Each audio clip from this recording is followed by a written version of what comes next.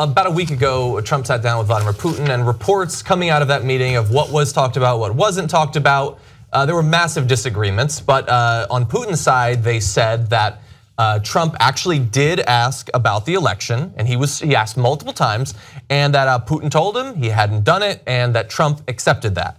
Now, in his talks with reporters on Air Force One, Trump says that that's not a fair characterization of what actually happened, even though his description is very similar.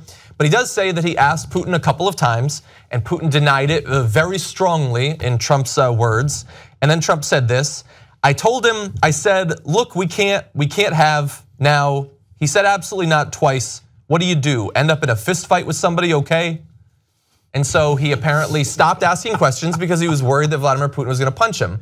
Now, Putin does wrestle with bears, so that's a valid concern. I probably would be worried about that too. But this is Trump, the guy who said that he's going to be a vigorous defender of America and he's gonna be strong in his negotiations. But he apparently backed off because he was worried about physical violence. So right before that, he had said, what I asked him, were you involved? He said very strongly. I said to him second time, totally different, were you involved? Because we can't let that happen. I mean, I'm very strong on that. Yeah. So, but let me get this right. You're very strong on it, but after you asked him twice and he said, no, I'm not involved, you just let it go. A weak guy would have only asked once. Yeah, so wait, remind me where the strength is. Yeah. So your only options are not, I'm gonna let it go and never do anything about it, or get into a fist fight.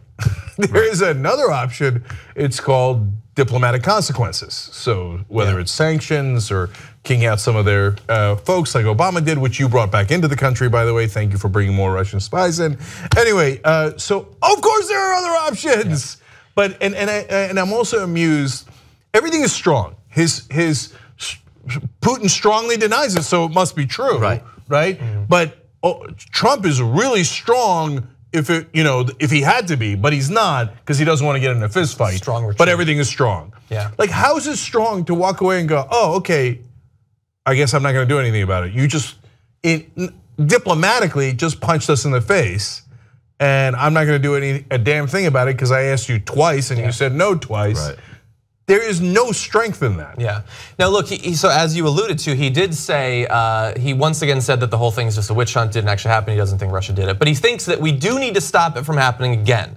He talks about the possibility that it was China, but number one, we can't have this happen again in our elections. And so whether you think Russia was involved, whether you totally disagree with that, and you think it's all just it's just made up, it's a delusion, the intelligence community doesn't know what they're talking about, and maybe it was China, or maybe it wasn't China. In fact, maybe it wasn't a state at all, it was just hackers. Regardless of whoever you think did all this stuff, he says we need to make sure it doesn't happen again. What has he done? What, since the election, has been done to stop this from happening? Whether it was Russia or China or Czechoslovakia or some random guy in Tampa, regardless of who it was, is there any new security, any new assurance that this sort of thing won't happen in the future? I defy any Trump supporter or lover to explain what that is, because I don't know anything, even though he's implying that's the #1 priority is stopping it from happening in the future. Even though he encouraged it as a candidate. He said, yes. Hack away, hack away. Yeah, I'm pretty sure though it's not Czechoslovakia because they don't exist anymore. So I apologize to our fans in Czechoslovakia. So you also have, has the Czech Republic, they're changing their name to Czechia. Did you know? Really? I I would caution against that. I would too. Czech Republic sounds tough. Czech strong. Sounds like a gum. I really did just choose the name at random. I didn't expect this. But so they also talk about the sanctions. I was trying to come up with something random. Anyway, so question, but you wouldn't sign a new sanctions bill if it passes the House, talking about sanctions potentially against Russia. And he said this: well, I'm not talking about new, I'm talking about the old sanctions. Wait, we got to get this right. Ready? I think I said it right, but just in case. We have very heavy sanctions on Russia right now. I would not and have never even thought about taking them off. Somebody said Donald Trump wants to. I don't want to take them off. I saw a report and I read a report that Trump wants to take off the sanctions. I've made a lot of money. I've made great deals. That's what I do. Why would I take sanctions off without getting anything? So if you just left it at that, and when I read that portion of the transcript, I was like, whoa. That's really clear on the record. I'm surprised he said it. No, he said I would never take off the sanctions. Right. I mean, you can't get any clearer than that. Then I without getting anything. No, hold. Now, remember, before you got to the I'm the businessman, etc., he was saying, no, I would never take them off, right?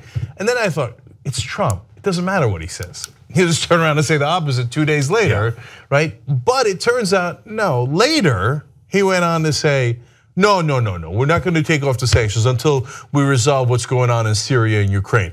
And by the way, in his mind, as he explained, Syria is already resolved. They did a ceasefire. And Ukraine, there's not much left to resolve in Ukraine. So that means I'll never take off the sanctions, except I might take them off next week when I declare Ukraine mission accomplished. Yeah, right, and blame Hillary Clinton and the Obama administration for Ukraine, which he does at every turn. It's amazing how he still thinks he's running for something, which a lot of people who are in elected office just continue doing it. But the way he frames, even now as he's going to France in this press conference, framing everything as having to do with, terrible though. That was a beauty that they did. That terrible deal that they did, and which politicians do. But he so loves campaigning that he keeps saying it as if that's going to bring success because it got him to the White House. Yeah, he was talking about both Dakota Access and the Keystone XL pipeline, and he was bragging about how they were dead, they were never going to happen. Hillary wasn't going to do it, but I did it, I got it done. Regardless of whether you think that's consistent with what Hillary Clinton would or wouldn't have done, why is she in your mind at this point? Right. She's literally hiking. Yeah. But he can't get past it. By the way, on the Dakota Access pipeline, he said, I was given great credit for that one. By who? By no one. I assume the executives in charge of it. That's exactly right. I assume they like it. And guys, in case you're worried that he is going to lift the sanctions, which is what Russia wanted all along. And by the way, Donald, we do have an answer for what you would have gotten in return. How are those loans with Russia going these days? I mean, we haven't heard anything because we know you took loans from Russia in order to build the golf courses. Your idiot sons admitted that. So you want to give us the state of those loans? It's in the tax returns. It's being audited. Oh, it's being audited. Still being audited. I bet he gets audited for 4 years. But don't worry about any of that because in the midst of that conversation, he also said, "Let's be the smart people, not the stupid people." Oh, okay, then it's all good. What's wrong with that? given you weigh, and then you choose. Smart. That sentence seems to indicate that perhaps we're not the smart people after all. TYT membership gets you commercial-free Young Turks. Download it, stream it, podcast it, get all the network shows, and support independent media. TYTnetwork.com/join.